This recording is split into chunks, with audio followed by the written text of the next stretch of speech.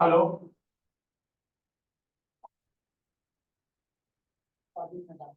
अच्छा, सॉरी। वही आप अगर प्राइवेट लिमिटेड बनाते हैं या एलएलपी बनाते हैं तो प्राइवेट लिमिटेड में एक बार को रेट का कम है, 25% है, सर्टेन केस में 22% भी है। लेकिन उसमें जब आप डिविडेंड देते हैं, जो प्रॉफिट आता है उसको जब बांटते हैं टू द शेयर होल्डर, तो अगेन टैक्स लगता है। इसलिए लोग एलएलपी बनाते हैं। एलएलपी में एक बार टैक्स लग गया तो फिर बांटने पर दोबारा टैक्स नहीं लगता है। तो ये डिसीजन मेकिंग की चीज है, बहुत सारी चीजों को ध्यान में रख करके डिसीजन लिया जाता है। और financial analysis for decision making entrepreneurship. एक चीज हम आप लोग सबको बोलना चाहेंगे, बाय माय एक्सपीरियंस, अभी आप बहुत फर्स्ट स्टेज पे हैं, तो ये मान के चलिए कि कोई भी बिजनेस जब तक आप क्लियरिटी के साथ नहीं करेंगे कभी तरक्की नहीं मिलती है। कभी बस सोचिए कि इसमें से हम टैक्स बचा लें, ये कर लें, वो कर लें। You have to be very positive. जितना इनकम आता है, अभी इंडिया में टैक्स रेट्स बहुत कम है, बहुत कम। अब्रॉड पूरे वर्ल्ड में आप देखेंगे तो it will be nominal in India. India में ही खुद से हम जब प्रैक्टिस शुरू किए थे 82-83 में, उस समय 60% इनकम टैक्स रेट्स थे। और उसके बाद जो बचता था तो फिर अगेन जब आदमी की डेथ होती थी स्टेट ड्यूटी लगती थी, उनके जो बच्चों को प्रॉपर्टी ट्रांसफर होगी उस पर अगेन टैक्स लगता था। तो वो सारे जोड़ लेंगे तो 60 का जगह 70% टैक्स होता। तो आपका जो बचता है 30%, टैक्स लग जाता है 70%। आज के दिन एवरेज रेट 20%, 25%, तो आपके पास 75% बच रहा है, 25% दे रहे हैं। तो उस लिहाज से बहुत कम है, बहुत कम है। और कितना ज्यादा आप सुकून महसूस करते हैं, एक बार टैक्स दे दिए उसका कोई डर नहीं, कुछ नहीं, सारी क्लैरिटी है। और इसमें भी एक और बात है, बिजनेसमैन के लिए उसकी आइडेंटिटी या किसी की भी आइडेंटिटी होती है हिज पास्ट परफॉर्मेंस। आज हमको कोई कितना भी कुछ भी बोल ले, लेकिन लास्टली बोलना पड़ता है, ठीक है आपका टर्नओवर कितना है, आपका प्रॉफिट कितना है। तो वो जो मेरा टर्नओवर है, मेरा प्रॉफिट है, मेरी आइडेंटिटी है। और मेरे जो जितने भी सामने हमारे बैंक या हमारे जितने भी बिजनेस कलीग्स हैं, हमारी जो असेसमेंट करेंगे विद माय परफॉर्मेंस ओनली, उसको जितना क्लैरिटी के साथ रखेंगे उतना आपके फ्यूचर में आपके बढ़ने के लिए जरूरी है। आप दो इंस्टेंस रखिए। एक इंस्टेंस है कि आपकी प्रॉफिट मान लीजिए कम हुई, then you need much more support from outside. तो वो सपोर्ट तभी मिलेगा जब आप में मजबूती दिखेगी। कमजोर को कोई हेल्प नहीं करता है। जब तक आप खुद मजबूत नहीं नजर आएंगे कोई आप में पैसा नहीं लगाएगा। और दूसरा, जब आप बहुत अच्छा कर रहे हैं तो फिर देने में कहाँ दिक्कत है। दोनों केस में हम लोगों को इतनी क्लैरिटी होनी चाहिए कि मैं हम टोटल जितनी इनकम जनरेट करते हैं उतना हम दिखाएं। टैक्स को बचाना का कोई लाभ नहीं। बेसिक और एक और सबसे ज्यादा जरूरी आजकल हो गया कि धीरे धीरे कैश रिसीव खत्म होते जा रहा है। अब हर जगह यूपीआई से पेमेंट। हम कल पूछ रहे थे एक नारियल पानी बेचने वाले से कि तुमको यूपीआई से पेमेंट दिन में कितना आता है। I surprise to know hundreds payment ही इज रिसीविंग थ्रू यूपीआई। तो ये जो इसका चलन बढ़ा उससे अब आप एक एग्जांपल और लीजिए कि एक गोलगप्पे वाला है, वो दिन भर में 5,000 का बेचता है। वो रोज केवल वो धंधा है और किसी को नहीं पता है। अगर वही यूपीआई ले लेता है, उसमें 1000-2000 रुपए का डेली सेल आ रहा है थ्रू, तो उसका एक रिकॉर्ड बन रहा है, साल में 7 लाख रुपया।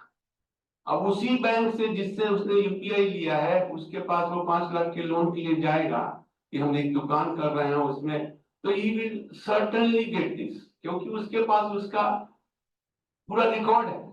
एंड ही नोज कि जब 5 लाख 7 लाख रुपया ये अकाउंट में ला रहा है, तो 10 लाख रुपया कैश में भी आ ही रहा होगा। तो ये जितनी ज्यादा क्लियरिटी हम रखेंगे आपके बिजनेस के लिए, आपके ग्रोथ के लिए। उसी तरह से जीएसटी के बारे में कुछ जानना चाहेंगे आप लोग? जीएसटी एक समय था जब अपने बिहार, मतलब पूरे इंडिया में सेल्स टैक्स हुआ करता था। सेल्स टैक्स जितने बार माल बिकेगा उसके उतने बार सेल्स टैक्स, तो there will be multiple taxes. उसको खत्म करने के लिए उन्होंने बाद में वैट इंट्रोड्यूस किया, वैल्यू एडेड टैक्स। मतलब ए से बी में माल जाएगा तो ए ने जितना पर टैक्स दे दिया है, बी में जो एडिशनल वैल्यू है उसी पर टैक्स लगेगा। जितना वैल्यू एडेड होगा उसी पर हम टैक्स देंगे। लेकिन अगेन उस समय भी there was CST, central sales tax. जब स्टेट से दूसरे state, sales tax was state matter, तो एक प्रोडक्ट जब एक स्टेट से दूसरे स्टेट में जाता था तो उसमें 1% सीएसटी लगता था, तो उससे उसका स्टेट वाइज मूवमेंट थोड़ा रिस्ट्रिक्ट हो जाता था। आज हम सेम मटेरियल ऑर्डर के इस पार बेचते हैं तो 1% नहीं लगता है, उसके बाद उधर बेचेंगे तो 1% एक्स्ट्रा लगेगा बाद में। अच्छा, इसमें सबसे बड़ा प्रॉब्लम था एक और, there were so many taxes, बहुत सारे टैक्स थे। सेल्स टैक्स अलग था, वैट अलग था, उसके अलावा एक्साइज ड्यूटी हुआ करती थी, जो प्रोडक्शन करते हैं उसमें एक्साइज प्लस सर्विस टैक्स होते थे, और उसके अलावा छोटे छोटे टैक्स होते थे। और उन उन सब में एक दूसरे से बहुत कंट्राडिक्टरी थी। कहने के लिए था कि सर्विस टैक्स भी एक्साइज ड्यूटी में एडजस्टेबल है, लेकिन बहुत सारी सर्विसेज उसमें क्वालिफाइड नहीं करती थी, ये करेगा वो नहीं करेगा, इतने सारे केसेस वगैरह होते थे। टू अवॉइड ऑल दैट, और सबसे बड़ी चीज थी state wise there are different rates. एक ही प्रोडक्ट एक जगह 1% टैक्स लग रहा है, दूसरी जगह 16% टैक्स। फॉर एग्जाम्पल आपका मोबाइल बहुत सारे स्टेट में 1% था और उस दूसरे स्टेट में 16% था। अब कंपनी, जो बड़ी कंपनियां होती हैं, वो सब जगह एमआरपी बस सेम, एमआरपी सेम है, लेकिन उसका landing cost without tax was big difference. तो लोग टैक्स की चोरी, मतलब एडजस्टमेंट करके बहुत सारा माल उठा के दूसरी जगह बेच देते थे। तो बहुत सारे, मतलब प्रॉब्लम्स बहुत ज्यादा थे। उसको अवॉइड करने के लिए जीएसटी एक टैक्स लाए, जिसमें बहुत ही साइंटिफिक है, हर तरह के उसमें प्रोविजंस हैं। एक सिंगल रेट, पूरे इंडिया में एक ही रेट है, और कोई अदर टैक्सेस इवन ऑक्ट्रॉय भी नहीं है। ऑक्ट्रॉय भी सब इसी में एब्जॉर्ब हो गए, मार्केट टैक्स वगैरह सब इसी में एब्जॉर्ब हो गए। कुछ चीजें इसमें हैं, थोड़ी शुरुआत में लोगों को अजीब लगता है, खास करके रिवर्स मैकेनिज्म जो है वो थोड़ी सी शुरुआत में जैसे जैसे रिलैक्स देते गए लोगों को थोड़ा एक्सेप्ट करने में दिक्कत आ रही है, लेकिन उसका भी एक बेसिस है। और क्या है डिटेल बहुत, वो फिर आप लोग के लिए वास्ट हो जाएगा। लेकिन जीएसटी को ये मान के चलिए, ये बिजनेस के लिए बहुत बेनिफिशियल है। जो इसको जानते हैं वो समझते हैं कि ये बहुत अच्छी चीज है, जो नहीं जानते वही इसको गुंडा टैक्स बोलते हैं।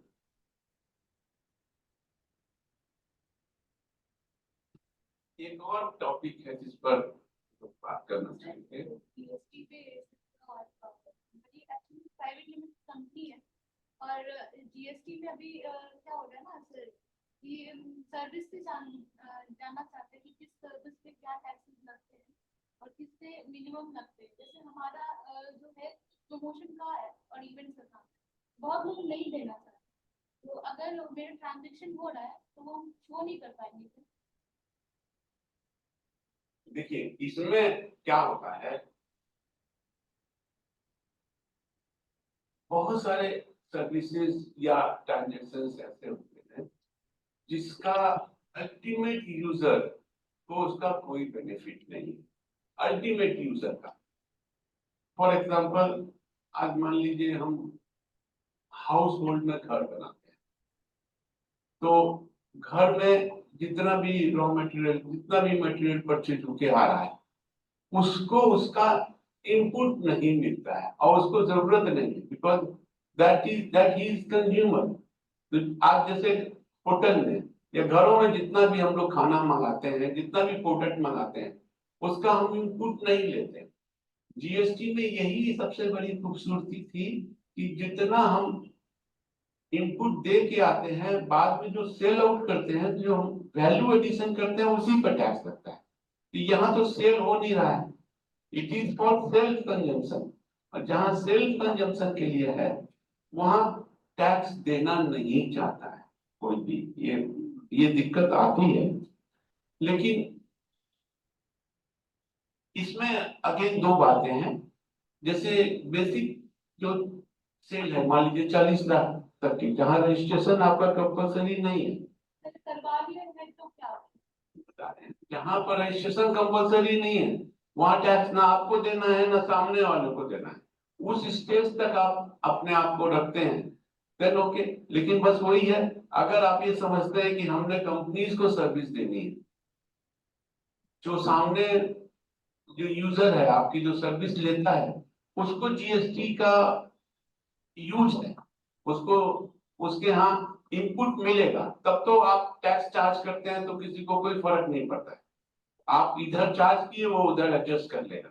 लेकिन आप बात करेंगे हाउस होल्ड में, आज इंडिविजुअल जो शादी करता है उसको तो कोई चीज का इनपुट नहीं मिलना है, वहां कोई देना नहीं चाहता है, तो आप वहां यही मान के चलें कि जहां हम 2 लाख रुपए चार्ज कर रहे हैं, हमारा उसमें 18% काट करके जो बचता है वही है मेरा, और कोई रास्ता नहीं। यही आपको मान के चलना होगा।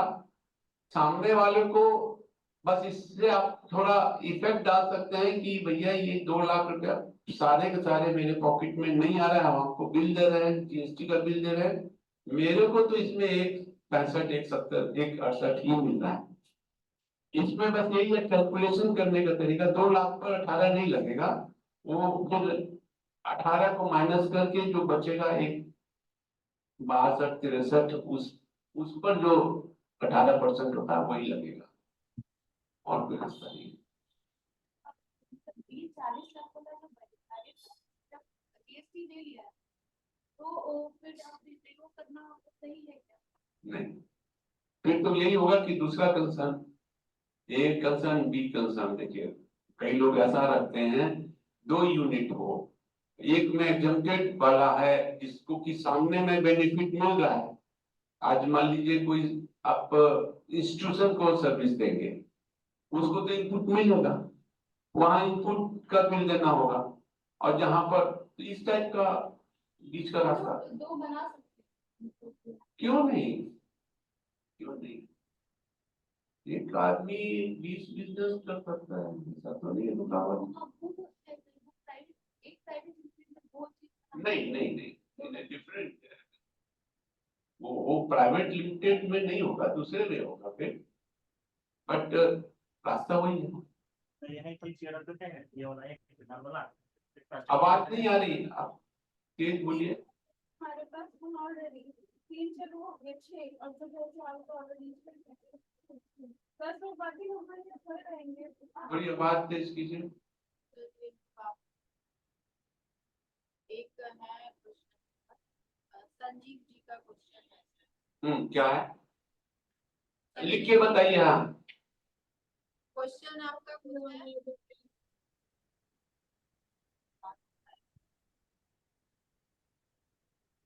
फिर उसमें कोई उपाय नहीं है, जैसे पहले से नहीं ली तो इसमें क्या उपाय है? नहीं लिए ना, हाँ, नहीं ली। अभी तक नहीं लिए तो ठीक है, जब 40 होगा तो होगा।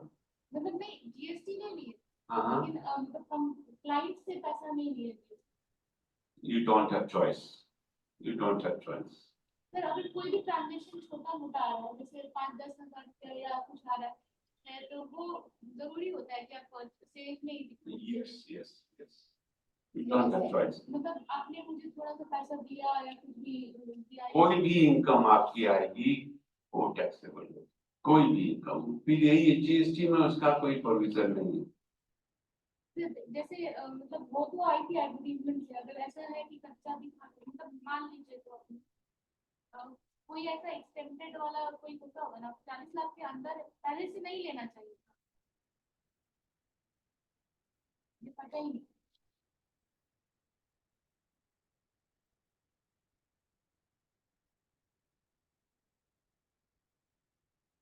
जहां तक मुझे याद है, सेल आपका जब कंप्लीट होगा तभी टैक्सेबल होगा। उस बैरियर तक तो आपको टैक्स नहीं लगेगा। नहीं लगेगा। नहीं नहीं, उस ये मैन्युफैक्चरिंग में होता है और सर्विस में भी होगा। ये तो जीएसटी के लिए तो सब तो एक समान है। नहीं, मैं आपको क्लियर कर देता हूँ।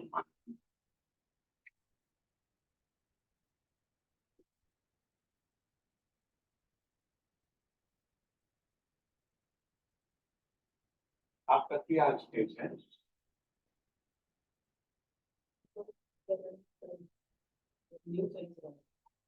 जो अच्छा,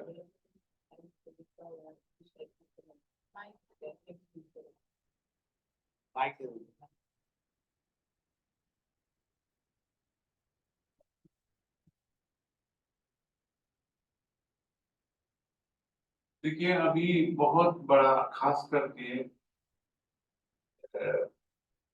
यूट्यूब यूट्यूबर्स इतना छाए हुए हैं मार्केट में, इतना छाए हुए हैं। तो आप अगर उस टाइप से अपने आप को ग्रो करते हैं कोई भी तरह, तो हम एक देख रहे हैं, एक यूट्यूबर है वो केवल चाइना बाहर बाहर घूमता है, इतना रोज शो करता है डेली, और इतना कंटेंट्स आ रहा है उसका, तो उसका कोई लिमिट नहीं। और उसी तरह से बिहार में भी लोग न्यूज आइटम को अलग अलग, जैसे पहले जैसा नहीं रह गया है। अब केवल जाकर के टीवी पर ही न्यूज पढ़ेंगे ऐसा नहीं है, लोगों का इंटरेस्ट बहुत सारी चीजों में आ गया। तो आप वहां से शुरू कर सकते हैं। आप उसी में न्यूज ही तो बनाते हैं, टाइम्स ऑफ इंडिया से जैसा करना है तो न्यूज ही तो देना है, तो आप उससे स्टार्ट करें। यूट्यूबर्स टेक्स्ट फॉर्म में होता है, उसमें भी तो आप नेट के थ्रू आइए। आज नेट पर भी अ, बहुत सारे पेपर्स मतलब कंटेंट्स आ रहे हैं। आज सिटी, बिहार सिटी, ये सिटी, बहुत सारा आ रहा है। देखिए, एक सिंगल मैन को टाइम्स ऑफ इंडिया तक पहुंचने में समय लगता है, प्रोसेस। उस प्रोसेस तक पहुंचने के लिए ये बीच की जर्नी आप इसके थ्रू, फिर उसमें आपका जो कंटेंट्स होगा ना वो आपको ले जाएगा।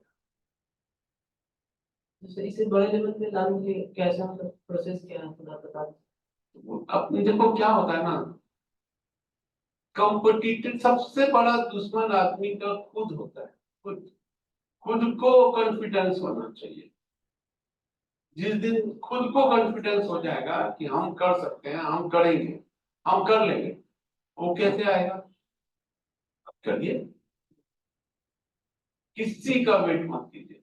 डोंट वेट कि हमको ये होगा वो होगा, ऐसे करेंगे हमारा इतना बड़ा कन्वास हो जाएगा, तो नो। फिलहाल सर अभी जैसे एक चलाते हैं वेबसाइट, वेबसाइट एक चलाते हैं फिलहाल पर इंडिविजुअली और एक दोस्त के साथ। ठीक है, तो उसी को ग्रो कीजिए, उसको आप लिंक में डालिए कि ज्यादा से ज्यादा लोगों के पास पहुंचे। उसमें सर्च इंजन में जाना पड़ता है। ट्रैफिक ठीक ठाक 1 लाख के आसपास है। बहुत अच्छा है। लेकिन ये इसको सोच रहे हैं नाम में थोड़ा सा ऐसे मतलब खेलते में ऐसे ले लिए, मतलब कुछ सीरियस लिए नहीं, ऐसे ही नाम ले लिए। अरे अभी क्या दिक्कत है, यू कैन डू इट, इसमें कहाँ दूसरा, अभी तो आप कुछ भी कर सकते हैं, कहीं रजिस्ट्रेशन है ही नहीं, नहीं, आप कुछ भी रखिए, you change it. Thank you sir. Rename तो कहीं भी कर सकते हैं, कहीं से भी शुरुआत कर सकते हैं। लेकिन डोमेन नाम चेंज नहीं ना होता है। जैसे जो नेम हुआ, जैसे डोमेन हो गया ना, जैसे google.com हो गया, इस टाइप से जैसे है, तो ये चेंज नहीं ना होता है। नहीं होता है, बट यही कि आपका जो इतना बड़ा व्यूअर है वो चला जाएगा, यस सर। उसको फॉलो करना पड़ेगा, यस। तो उसी में धीरे धीरे। रीडायरेक्ट। हाँ, देखो 1 लाख पहुंचे ना, यस। सबसे बड़ी प्रॉब्लम कहाँ होती है, दैट 1 लाख। हम तो यही बोलते हैं 1 इज इम्पोर्टेंट। किसी भी जगह आप 0 पर बैठे हैं, you multiply with any number, it will be 0, है ना। आपने फर्स्ट नंबर गेन कर लिया, कोई पहला कस्टमर, उसके बाद आपका मल्टीप्लिकेशन शुरू हो जाता है। 1 से 2, 2 से 6, 8, 16 होता है ना। Yes sir. दैट आप 1 लाख पे पहुंच गए, बिग नंबर। इसी तरह से मत सोचिए कि नाम में कुछ नहीं रखा, कंटेंट होना चाहिए। आजकल तो लोग एक को सर्च कर लिया तो उसके बाद पता ही नहीं, मोबाइल नंबर में बढ़िया नंबर रहता है तो अच्छा रहता है ना, किसी को याद रहता है नंबर। एक बार नाम चला गया उसके बाद उसके अंदर क्या नंबर है, क्या फर्क पड़ता है ना।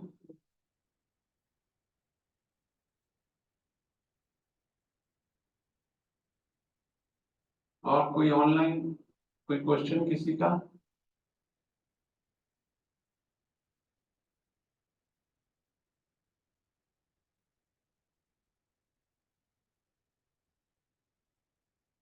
बैंक के बारे में बात करें। Yes sir. बैंक लोन का कुछ लोग सोचते हैं, प्लान करते हैं। देखिए बैंक लोन सबसे पहले समझे हम लोग, बिजनेस के लिए 2 तरह के लोन होते हैं। एक होता है टर्म लोन, एक होता है कैश क्रेडिट। टर्म लोन होता है टू हैव अ इंफ्रास्ट्रक्चर, कोई भी इंफ्रास्ट्रक्चर के लिए आपको 1 टाइम खर्चा करना है, बिल्डिंग बनानी है, जमीन लेना है, मशीन लाना है, कोई भी गुडविल परचेज करना, कोई भी एसेट क्रिएट करना है, उसके लिए टर्म लोन होता है। और उस टर्म लोन को सर्टेन पीरियड में 5, 6 साल, 6 साल, 7 साल में रीपेमेंट करना होता है। और अभी बिहार गवर्नमेंट की जो पॉलिसी है उसमें certain amount of term loan माफ हो जाता है, और जो भी इंटरेस्ट आप पे करते हैं वो गवर्नमेंट रिफंड करती है, समझ रहे हैं। दूसरा होता है कैश क्रेडिट, एक लिमिट आपको मिल जाती है, से 5 लाख, 10 लाख, 20 लाख, उसमें आपको चेक इशू करने की या पेमेंट करने की का राइट मिल जाता है। हर महीने आपको उसके उतना वो मिलता है for working capital only. Working capital माने आपके पास या तो स्टॉक होना चाहिए या उतना उधारी होना चाहिए, डेटर्स जिसको आपने माल बेचा है, सर्विस दिया है, उससे पेमेंट लेना बाकी है, तो वो आपका वर्किंग कैपिटल है। तो ये 2 चीजों के लिए, वर्किंग कैपिटल के लिए बैंक लोन देती है।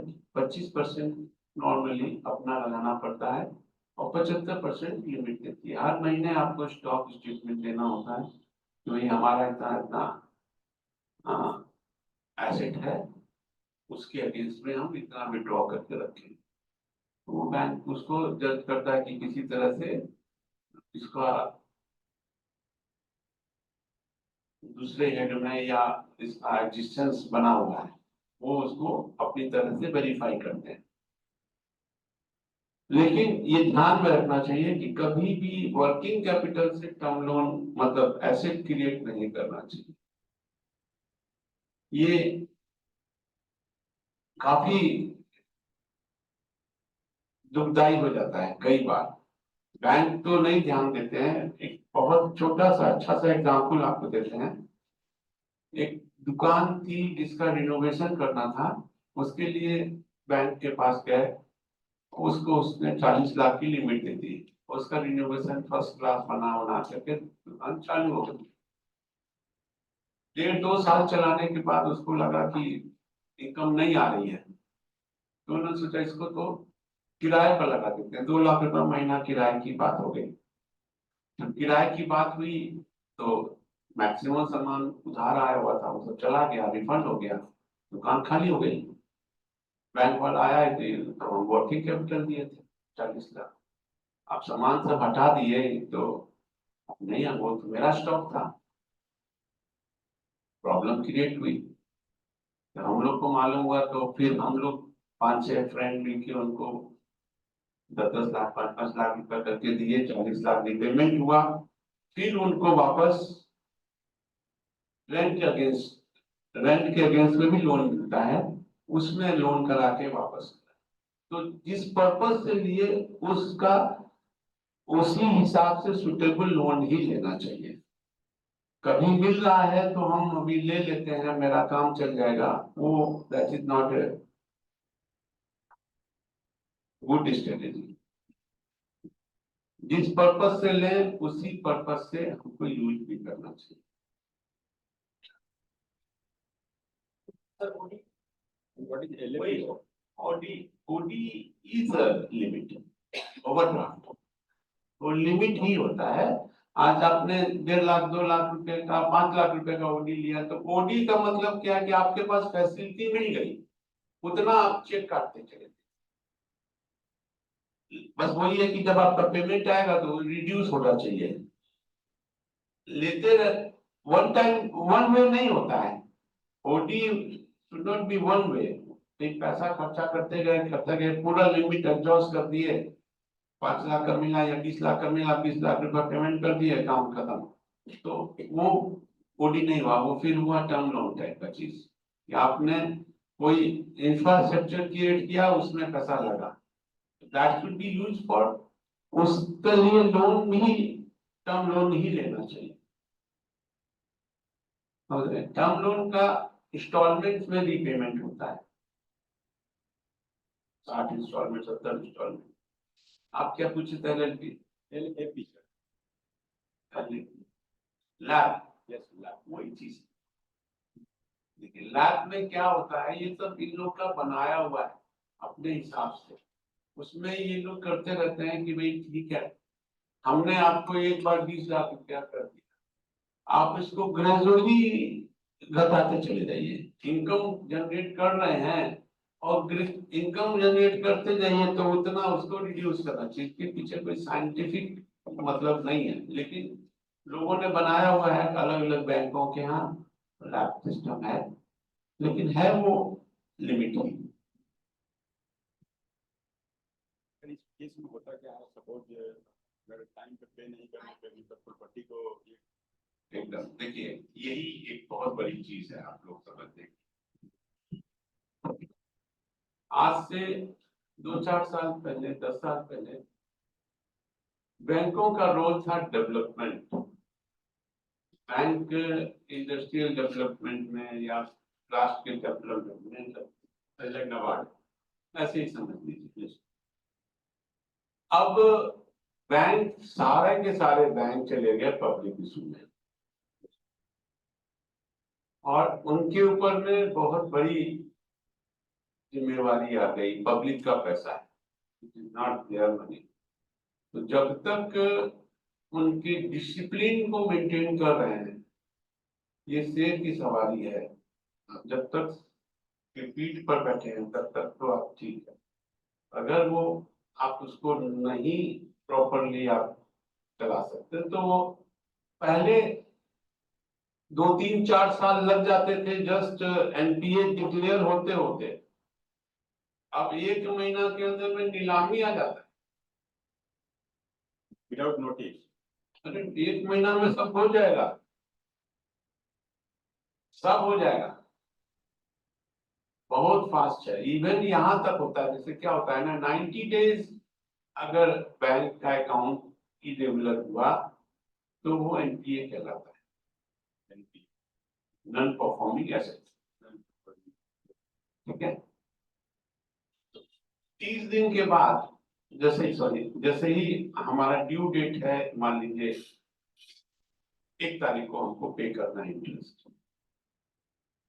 1 तारीख को तो उसको कट जाना चाहिए, नहीं कट पाया, 2 3 तारीख को 4 तारीख को आपको बैंक का फोन आ जाएगा हल्के में, 10 तारीख तक मैनेजर आ जाएंगे।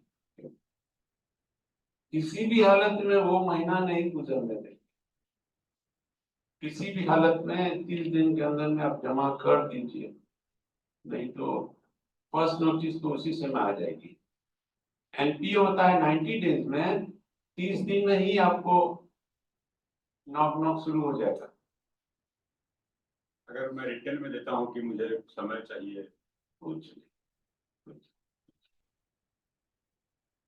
उसमें एक ही चीज होता है, यहाँ आपकी एक बात मानेंगे, रीशेड्यूलमेंट होता है। एक बार आप रीशेड्यूल कर सकते हैं, भाई हमने ये प्लान किया था ऐसे ऐसे करेंगे, और ये होता है टर्म लोन में, खास करके टर्म लोन में हमको देना था 60 महीने में, हमारा स्टार्ट होने में दिक्कत आ गई, इतने वैलिड रीजन की भाई हमारा जो बिजनेस था वो स्टैब्लिश ही नहीं हुआ, तो इनकम जनरेट कहाँ से होगी, तो हम इसको 6 महीना आगे के लिए रीशेड्यूल कर दीजिए along with interest, तो वो कर दीजिए, that is a valid reason, और दिखना भी चाहिए, आपके बोलने से नहीं। और वर्किंग कैपिटल में जब तक कुछ ऐसा नहीं हो जाए जो कि अपरेंटली नजर आता है, कोई ऐसा नुकसान हो गया जो कि बियॉन्ड आपके कंट्रोल था, और उसके अलावा देखिए सबसे बड़ी बात एक ही है, प्रॉफिटेबिलिटी नजर आनी चाहिए। आप आगे कर पाइएगा, वो दिखना चाहिए, वो नहीं दिखेगा तो फिर जो चीज खराब हो गया वो तो खराब हो गया। उसको इस बात का फेथ होना चाहिए कि नहीं आप सही बोल रहे हैं, कुछ गलत हो गया है आपके साथ, चलिए आपको मैं एक मौका और। उसका फिर होता है WCTL, working capital term loan, जो आपके वर्किंग कैपिटल में जो पैसा खराब हो गया उसको हम रीशेड्यूल कर देते हैं, उसका एक इंस्टॉलमेंट बना देते हैं, उसका आप टर्म लोन करके धीरे धीरे पे कर दीजिएगा, बाकी आप काम कीजिए। WCTL।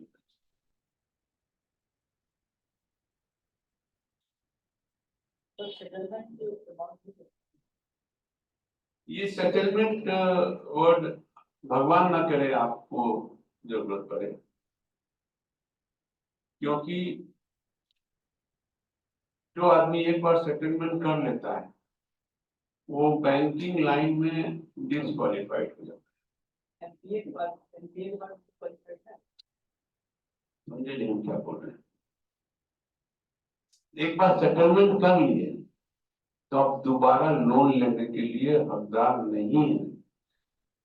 एक तरह से आप तो डुबा दिए बैंक का पैसा, और उसके बाद आप बोले कि भैया ऐसा करेंगे वैसा करेंगे, ये करेंगे वो करेंगे, हमको आधा दे देंगे, चौथाई दे देंगे, तो उस समय तो उसका गर्दन फंसा हुआ है, जितना आप दीजिएगा, जितना भी वो बार्गेन कर सका उतना ले लिया। आपका एसेट अगर ज्यादा का होगा तब तो किसी हालत में सेटलमेंट नहीं करेगा, एसेट जो उसके यहाँ मॉर्गेज है वो नहीं है, उतना कम का है, तभी सेटलमेंट करेगा। तो एक बार सेटलमेंट तो कर लेगा, फिर दोबारा जब कभी भी जाइएगा तो हर बैंक को वो दिखेगा। वो आजकल सिविल एक चीज होती है, उसमें वो जा करके बड़ा सा मेडल, ब्लैक मेडल उसको दिखेगा हर आदमी को। जैसे ही सिविल देखेगा कि नहीं आप नॉट एंटाइटेड, तो वो नहीं, उसके बारे में विचार नहीं करना चाहिए। एक बार को तो अच्छा लगता है, 2-4-20% आपको रिलीफ मिल गई, लेकिन फ्यूचर आपका खत्म।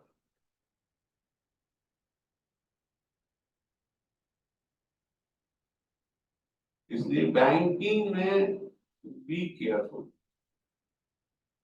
लेना आसान है, उसको मेंटेन करना बहुत जरूरी, खास करके प्राइवेट बैंक माने सॉरी HDFC, ICICI, UTI, ये सब जो बैंक्स हैं ना, दे आर मोर प्रोफेशनल और उनका रेट भी काफी कम होता है। सब कुछ सही है, लेकिन तभी तक सही है जब तक कि आप सीधे सीधे चल रहे हैं, बेटर वे में काम हो रहा है। उनके यहाँ कोई मुरब्बत नहीं है, कोई मुरब्बत नहीं है। जैसे स्टेट बैंक हुआ, इलाहाबाद बैंक, ये सब छोटे छोटे जितने भी नेशनलाइज बैंक हैं, उन सब के यहाँ एक हर चीज का एक चैनल बना हुआ है। उस सब चैनल में टाइम लग जाता है, तो 4-6 महीना आप निकाल लीजिएगा। लेकिन इन सब जगह में कोई और कोई टॉपिक। तो सर उसकी जैसे बैंक जो बताया सर कि 1 महीने के अंदर ऑप्शन हो जाती है, तो वो मतलब पहले तो ये मतलब क्या फ्रॉड घोषित कर देते हैं, या फिर मतलब किस आधार पर ऑप्शन करेंगे? नहीं, फ्रॉड क्यों करेंगे? उनके पास आपका मटेरियल, आपका सारा अथॉरिटी है, तो सबसे पहले वो पोजीशन लेंगे, भाई ठीक है आपका ये हम लोग पोजीशन कर लेते हैं, उसके बाद ऑप्शन निकाल देंगे। बहुत फास्ट कर, पहले वाली बात नहीं।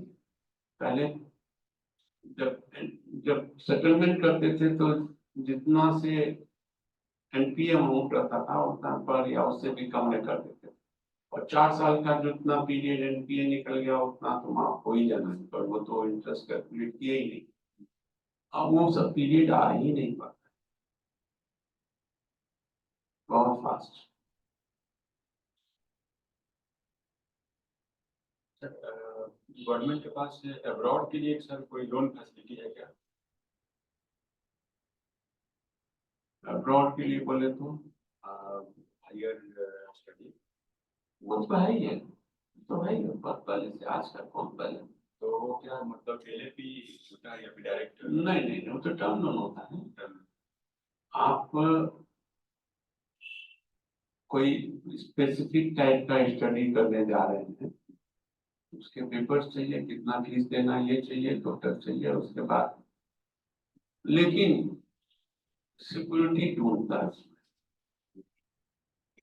क्योंकि अब आएंगे आप लौट के, उसके बाद आप काम करेंगे तो वापस करेंगे, तो उसका सिक्योरिटी तो चाहिए। सिक्योरिटी के रूप में क्या वो प्रॉपर्टी का पेपर? प्रॉपर्टी का पेपर, लेकिन ये सब ऑप्शन वाली तो बात उसमें नहीं होती है। क्यों नहीं होगा? तुरंत नहीं होगा। क्योंकि सर एज ए स्टूडेंट अगर कोई जा रहा है तो उनको तो समय देना चाहिए। हाँ देगा, देगा ही, लेकिन होगा ही नहीं ऐसा तो नहीं बोल सकते ना, ये पीरियड तो होगा ही। उसमें भी इंटरेस्ट हायर इंटरेस्ट होता है या लोअर इंटरेस्ट होता है? लेकिन उसमें कई कई बार स्कीम्स होती है गवर्नमेंट की, उस सब स्कीम में जाएंगे तो थोड़ा बहुत, लेकिन नॉर्मली वही 9-10 9-10।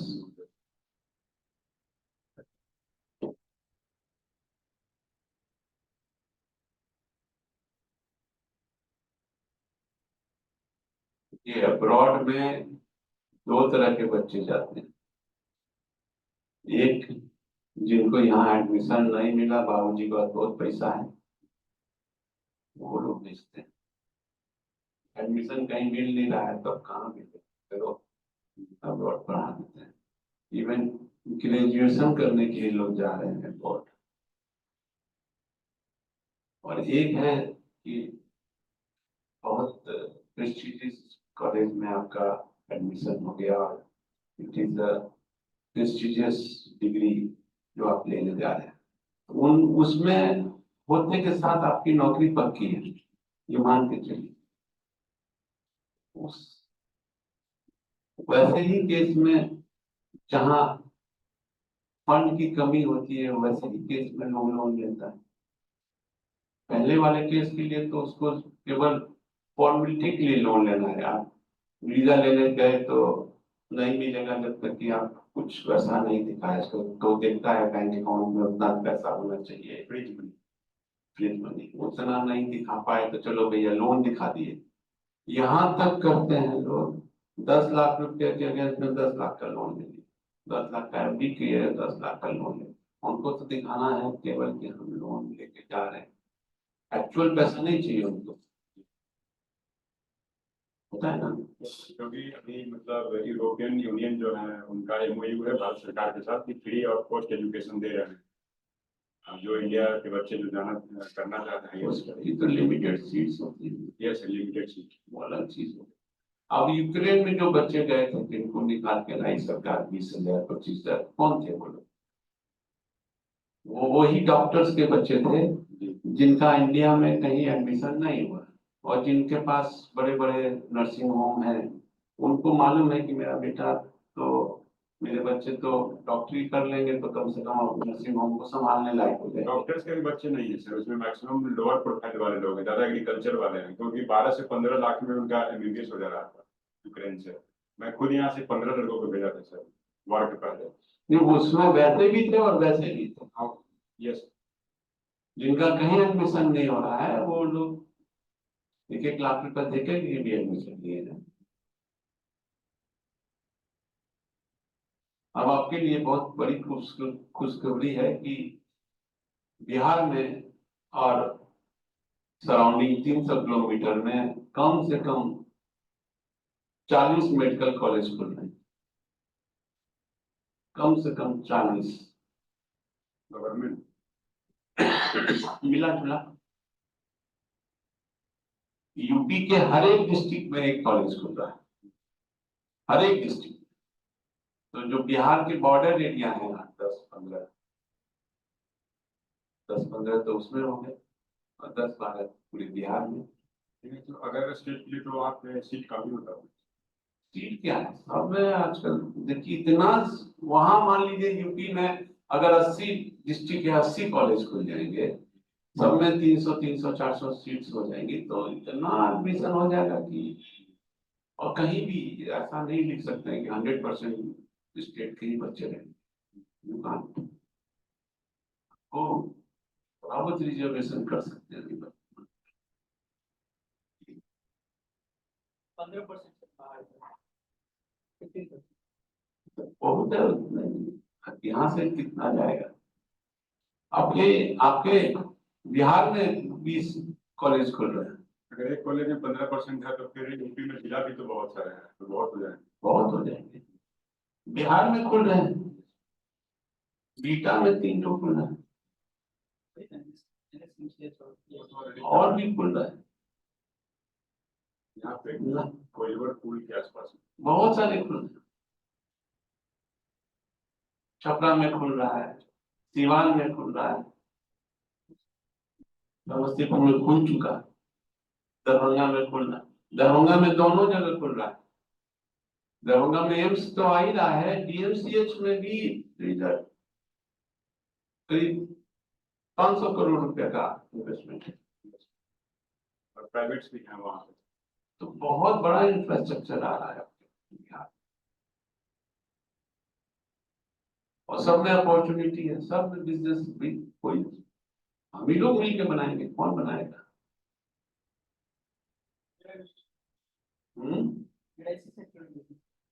टीचर तो बोल रहे हैं, तो इसलिए आपको ज्यादा जानकारी होती है। क्या काम करते हैं?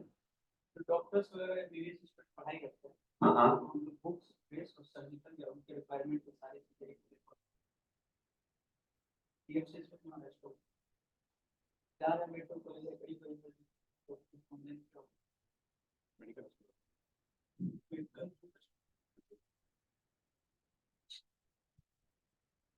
कोई भी देखिए, कोई भी स्पेशलाइजेशन कर लीजिए, एक जमाना है स्पेशलाइजेशन का।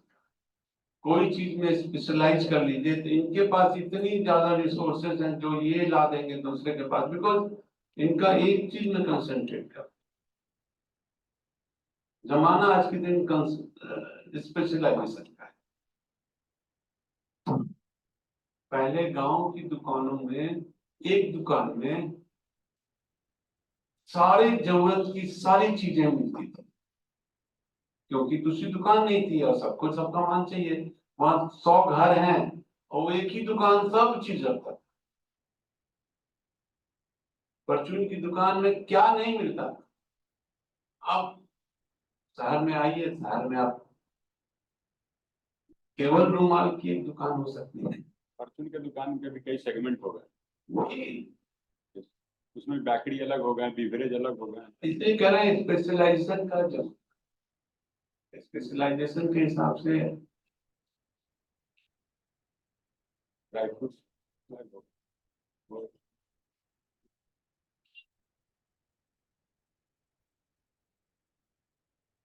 और कुछ। सर आप तो सीए बैकग्राउंड से, तो मुझे कुछ पूछना था कि जैसे सर हमारे पास दो बिजनेस अकाउंट है। एक जगह हम लोग जीएसटी पे काम करते हैं, एक जगह नॉन जीएसटी से काम करते हैं। जैसे कि सर बिहार राज्य खादी ग्राम उद्योग हो गया, तो वहाँ पे सर हेलो, ध्यान दीजिए, ये सर हम कोई इलाज। हाँ, हाँ, जैसे सर बिहार राज्य खादी ग्राम उद्योग भवन में रूल है कि यहाँ पे जीएसटी मैंडेटरी है, बिना जीएसटी का आप काम नहीं कर सकते हैं। और बिहार म्यूजियम जो है सर, वो जो हैंडीक्राफ्ट वाले हैं, उनसे वो जीएसटी नहीं लेते हैं। तो मुझे सर दो अकाउंट खुलवाना पड़ा, एक जीएसटी अकाउंट और एक नॉन जीएसटी अकाउंट। तो सर जीएसटी अकाउंट पे जो पैसा आता है, जो बिल मैं काटता हूँ, उसका मैं जीएसटी फाइल करता हूँ। लेकिन सर इन फ्यूचर मतलब दोनों का पैन नंबर एक ही है, तो दिक्कत आ सकता है क्या? एकदम आएगा, एकदम आएगा। उसमें क्या फेस करना होगा सर, डिफिकल्टी? दोनों पे टैक्स लगेगा, दोनों पर टैक्स देना होगा। you don't have choice। Yes एक देखिए, एक टर्नओवर का चॉइस है। तो ये 40 लाख तक का रजिस्ट्रेशन नहीं कराना है उसके पहले। लेकिन once you have achieved, once you have started charging, उसके बाद आपके पास चॉइस नहीं है। आपके पास एक ही रास्ता है कि वो उसका रजिस्ट्रेशन अलग, किस चीज का रजिस्ट्रेशन सर? अलग नाम से रजिस्ट्रेशन करो जी और उसका अलग नाम से रजिस्ट्रेशन, दो अलग अलग। तो अलग अलग। एक में आप 40 लाख के अंदर में है तो you are not required to tax। एक लिमिट के अंदर में नहीं लगता। 40 के अंदर भी हम लोग हैं सर। एक बार आप ऑप्शन कर लिए तो उसके बाद चॉइस नहीं ना है, सब पर लगेगा। इस वे दैट वे नहीं, एक रास्ता। सर वो तो जैसे मैंने भी पुराना वाला जो है मेरा प्रोप्राइटरशिप फिर अभी प्राइवेट लिमिटेड रखा हुआ है, तो उसका जीएसटी बस बंद करवाया पुराने वाले को, और नए वाले को ये रीजनरेट करवाया। तो पुराना वाला जो प्रोप्राइटरशिप है उस पे हम काम कर सकते हैं। जीएसटी नहीं है ना। हाँ वो तो बंद करवा दिया। और उसका सिर्फ बैंक अकाउंट भी नहीं है। वैसे बैंक खोलने में कितना देर लगता है? अच्छा वही करवा लेते तो बेटर। वहाँ पे मिशन जिला बना लीजिए, दिखा दीजिए वहाँ। टोटली फिर वो कर नहीं उसके बाद से है ना, पर ये टोटली कुछ बात बोलिए, माइक पर नहीं बोल सकते तुम। फिर वो ऑन रहता ही है ना, सिर्फ बहुत पुराना प्रोप्राइटरशिप तो वो ऑन ही रहता है ना। प्रोप्राइटरशिप तो हमेशा ही ऑन रहेगा। बात यही है ना कि आप उसमें टैक्सेबल बिजनेस करते हैं या नहीं करते हैं, यही बात है ना। मेरा क्लियर नहीं हुआ sir. Once you have registered and you have started charging, you have to charge in all. Any penalty sir? पहले तो टैक्स ही लगेगा, इंटरेस्ट सब लगेगा जिस पर नहीं चार्ज कर रहे हैं। लेकिन सर वो मेरे से प्रोडक्ट लेने के बाद वो लोग अपना जीएसटी लगा करके सेल करते हैं। वही तो बात कर रहे हैं, ये तो डबल नुकसान हो गया ना। आपसे विदाउट टैक्स लिए वो पूरा टैक्स लगा रहे हैं, तो वहां तो टैक्स जा ही रहा है, लेकिन आपको तो सर जैसे इसमें लघु उद्यमी वालों के लिए कोई टर्म्स कंडीशन भी तो होगा ना कि नहीं, यही है ना टर्नओवर के बेसिस पर कि भाई आपके पास चॉइस है कि आप सर्टेन लिमिट तक आपको नहीं चार्ज करना, तो नहीं चार्ज करना है इसका मतलब नहीं भी। लेकिन देखिए कुछ बिजनेस में ऐसे होते हैं, जैसे हम आज स्टार्ट किए बिजनेस 1 रुपया का बिजनेस, जब लेकिन सामने मेरे जो कंज्यूमर मतलब मेरा कस्टमर है उसको इनपुट मिलता है तो वो हमसे लेगा ही नहीं। हम नहीं भी चार्ज करेंगे तो वो हमसे लेगा ही नहीं, क्योंकि उसको इनपुट तो मेरे माल में मिला नहीं, और हमको जो हम खरीद के लाए हैं, मेरा जो टैक्स लगा था वो तो जोड़ के दे रहे हैं। हमारी जो कॉस्टिंग आती है उसमें तो मेरा जो हमने इनपुट दिया था वो तो जोड़ा हुआ होगा, है ना। तो इनपुट जोड़ करके हम उसको दे रहे हैं लेकिन टैक्स नहीं चार्ज कर रहे हैं, तो उसको तो 100% अपना लगाना पड़ रहा है। इसलिए हमको अगर उससे वैसे व्यापारी को सेल करना है तो डे 1 से जीएसटी चार्ज करना होगा, और जीएसटी चार्ज करेंगे तो हमको तो केवल डिफरेंस लगना है। से हम 90 रुपया खरीद रहे हैं और 100 में बेच रहे हैं तो 10 रुपया पड़ने लगेगा, तो इट विल बी रफली 1%, लेकिन हम पास ऑन कर पाएंगे पूरे का। इसलिए जहां पर पास ऑन करने की बात आती है वहां आपको पूरे पर लगेगा, और आधा सेल जीएसटी वाला आधा सेल विदाउट जीएसटी वाला वो नहीं चाहिए। इसमें एक पहले में हम बोले थे, फिर हम इसको क्लियर करते हैं। एक होता है रिवर्स टैक्स के रिलेटेड। रिवर्स का मतलब हुआ अगर हमने नहीं भी चार्ज करके दिया है, सामने वाले को अगर वो टैक्सेबल जीएसटी में बिजनेस करता है तो हमारा जो टैक्स नहीं चार्ज हुआ वो उसको देना होगा, और उसका इनपुट भी उसको मिलेगा। टैक्स जो जमा करेगा ऑन परचेज दैट उसको पे करना है और उसको इनपुट ले लेना है। तो जब वो उसको दे ही रहा है तो आपसे फिर क्यों लेगा, उसको तो लग ही रहा है। वैसे केसेस में आपको डे 1 से चार्ज करना चाहिए, और कुछ कस्टमर आपके ऐसे हैं जो नहीं देने के लिए एग्रीड हैं, उसका कोई रास्ता नहीं, आपको चार्ज करना पड़ेगा सब में। हम अगर कोई ले रहे हैं अगर उसके लिए इनपुट ले रहे हैं तो हम लोग को अगर सेल भी करना है तो उसमें भी अब हम लोग को इनपुट देना पड़ेगा। इनपुट चार्ज मतलब उसको टैक्स चार्ज करना पड़ेगा। हाँ, टैक्स जो चार्ज करेंगे जितना इनपुट आपको परचेज में लगा वो माइनस हो जाएगा। मैंने तो मतलब नया वाला इसीलिए जीएसटी दिया था कि हम लोग को जो फंड आया तो उसमें अगर ये करना है तो यूजेस करना है तो इनपुट लेने के लिए, तो 2-3 दिन पहले मेरे सीए के असिस्टेंट ने बोला कि आप अगर मतलब कि आप क्लाइंट से भी अगर आप इनपुट लेंगे तो आपको क्लाइंट से भी पैसा लेना ही पड़ेगा। हाँ, जब इनपुट लिए हैं तो आपको क्लाइंट को चार्ज करना पड़ेगा। कहाँ बोल रहे हैं आप, देखिए जब आप इनपुट ले रहे हैं टैक्स का बिल काट रहे हैं तो आपको हर हालत में टैक्स तो चार्ज करना ही पड़ेगा। थोड़ा मोड़े के लिए हम लोग इनपुट लेते ही नहीं है और फिर उसके बाद में थोड़ा मोड़ा कुछ नहीं, हाँ या ना, थोड़ा मोड़ा नहीं। इसके लिए कोई लालच नहीं रखी, अब पता चला। हाँ नहीं, अब या तो है या नहीं। सर ऐसा नहीं है कि हम लोग क्या? question कोई क्वेश्चन है? चैट में है दिखाई नहीं पड़ रहा था यहाँ हर महीने फाइल करना है ये इसके लिए कोई नियम होता है मंथली? नहीं, छोटे बिजनेस के लिए क्वार्टर होता है, बड़े बिजनेस के लिए मंथली होता है। question I can do, I need to file GST every month or quarterly? ये जीएसटी के लिए नियम है, जहाँ स्मॉल स्केल का छोटा बिजनेस है वहाँ क्वार्टरली देना होता है और नॉर्मली मंथली देना होता है। जहाँ बड़ा अमाउंट सर फायदा किसमें होता है? मंथली है quarterly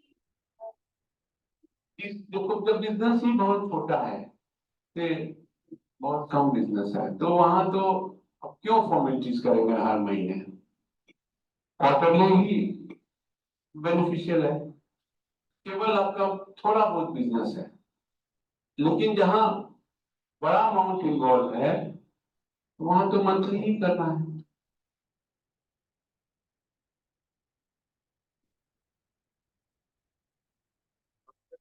कंपोजिट जीएसटी क्या होता है? हाँ, कुछ बिजनेस ऐसा है जहां आपको सर्टन इनकम 10% मान लीजिए आपको दिखाना पड़ेगा, वहां आप इनपुट नहीं लेते, इनपुट नहीं लेते? इनपुट नहीं मिलेगा। आप टोटल सेल्स पर 1% जीएसटी चार्ज करके बेचिए, लेकिन सामने वाले को उसका इनपुट नहीं मिलेगा। मैं अगर उनको बिल देता हूँ तो उनको भी नहीं मिलेगा? ना आपको मिला ना उनको मिला, केवल 1% टैक्स लगेगा। खास करके देखिए, जितने भी आपको समझिए कि बुटीक वगैरह है जहां पर सूट वगैरह ये सब बिजनेस करते हैं, वो लोग इनपुट उनको 5% 10% आता है और उनका डबल में बिक रहा है, तो हर हालत में 1% से ज्यादा ही टैक्स। और किसी को भी आपके बिल का इनपुट से मतलब नहीं है। कपड़े में क्या मतलब है, या परचून की दुकान में किसी को क्या मतलब है इनपुट से? तो वैसे केसेस में they are charging composite. Sir मिलेगा भी तो नहीं, मिलेगा भी तो नहीं। अच्छा, तो आपको मिलेगा भी नहीं, और उसको आप जैसे हाउस होल्ड में जितना भी कंस्ट्रक्शन बिजनेस है उसमें 2 रेट है, एक है 12%, उसमें आपको इनपुट लेने का आपको चॉइस है, इनपुट मिलेगा। लेकिन आप इनपुट नहीं लेते हैं तो 5% पर बिल कर। तो इस टाइप से कई बिजनेस में सिस्टम है। आजकल तो गवर्नमेंट ने इनकम टैक्स में भी कर दिया कि आप अगर बेनिफिट नहीं लेते हैं तो उसका रेट अलग है, मतलब सर्टेन डिडक्शंस आप नहीं लेते हैं, सेक्शन 80 में कुछ बेनिफिट्स हैं, वो नहीं लीजिएगा तो आपका अलग रेट है, और बेनिफिट लीजिएगा तो रेट अलग। तो उसमें बेनिफिट ना लेंगे तो आपको फायदा ज्यादा है।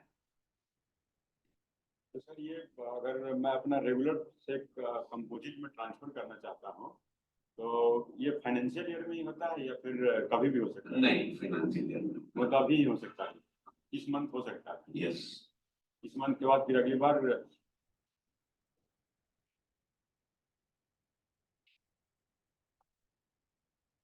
लेकिन बस वही है, कंपोजिट वहीं पर बेनिफिशियल है जहां सामने आपका जो पार्टी है वो उसको इनपुट नहीं चाहिए।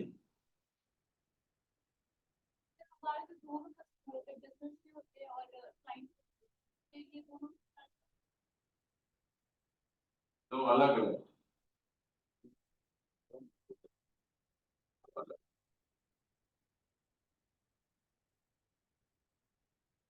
अगर सर जैसे प्रोप्राइटरशिप वाले में कंपोजिट करवा लो और जीएसटी ले लो, और इस वाले में मैं नॉर्मल टैक्स वाला ले लूं जैसे बिजनेस के लिए, तो पैन तो या डायरेक्टर के पैन से तो मतलब नहीं होता ना उसमें, लेकिन वो नहीं, पैन दोनों का अलग अलग होगा। हाँ वो तो अलग है ही ऑब्वियसली, तो वो ट्रांजेक्शन वो फॉलो अप नहीं करता, पहले वाला फॉलो ट्रांजेक्शन वैसे भी नहीं होगा।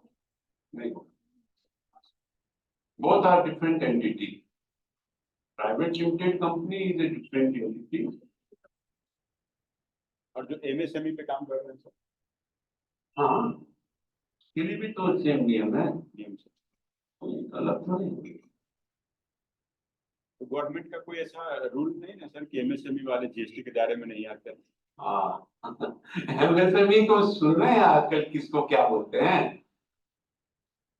स्मॉल स्केल इंडस्ट्रीज में एमएसएमई के टर्नओवर है 50 करोड़।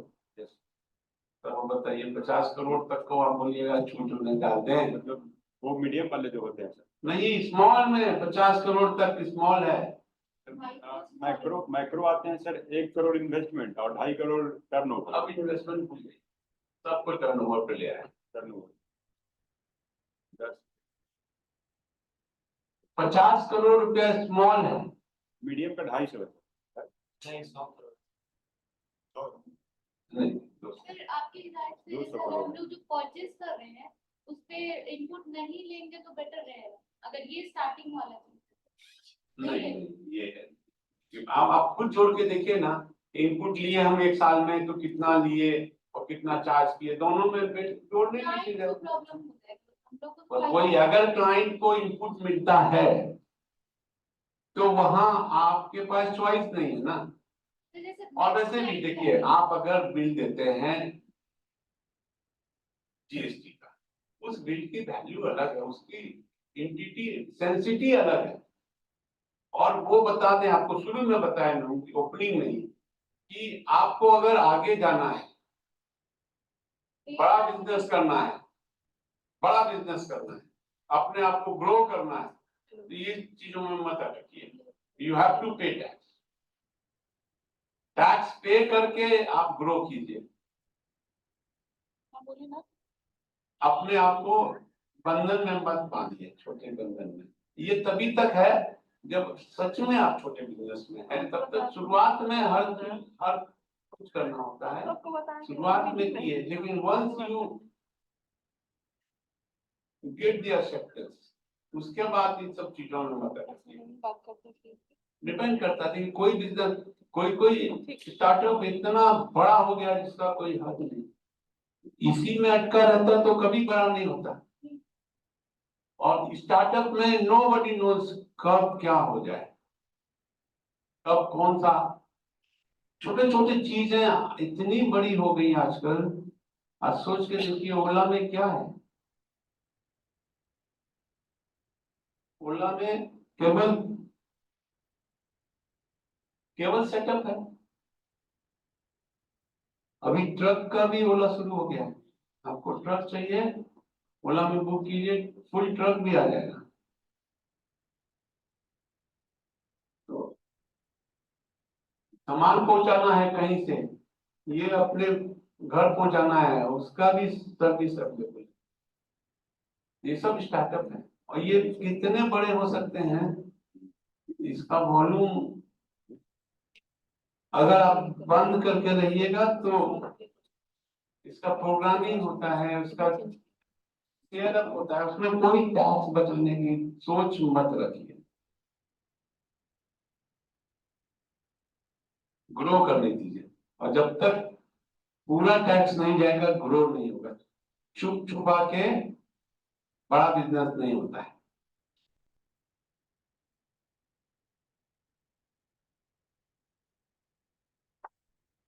और कोई टॉपिक? 250 करोड़ टर्नओवर, स्मॉल का 250, स्मॉल का 50 है, मीडियम का 250। हाँ वही कह रहे हैं, स्मॉल का 50 है, ये सब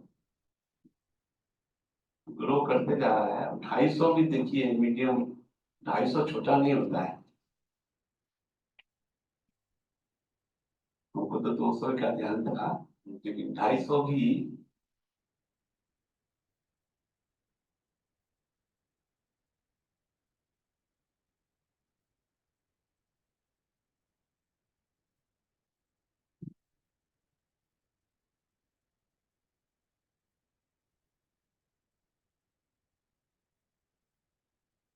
अब हम लोग कंप्लीट करें।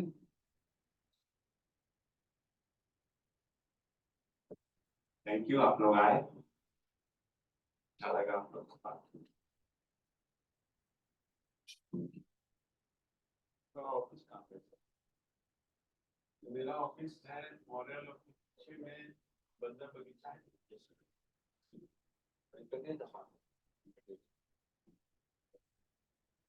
विजिटिंग कार्ड इसी कार्ड को है,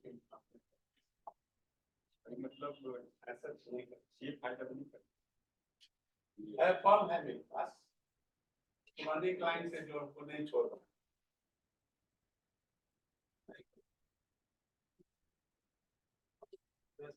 आपकी email।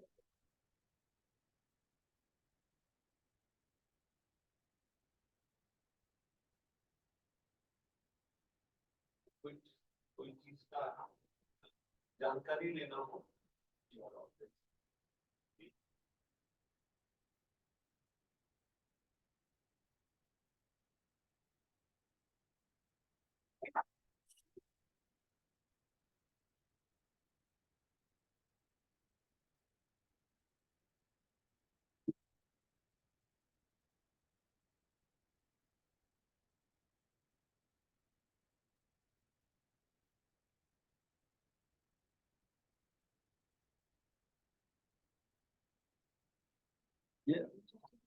ये स्टार्टअप से आपका मैसेज है India in service of startup India. Hello and welcome to Sitel India, I am here to assist you. आपका ये सिट इंडिया भी ये चीज मैसेज इंडिया लेकर आओ।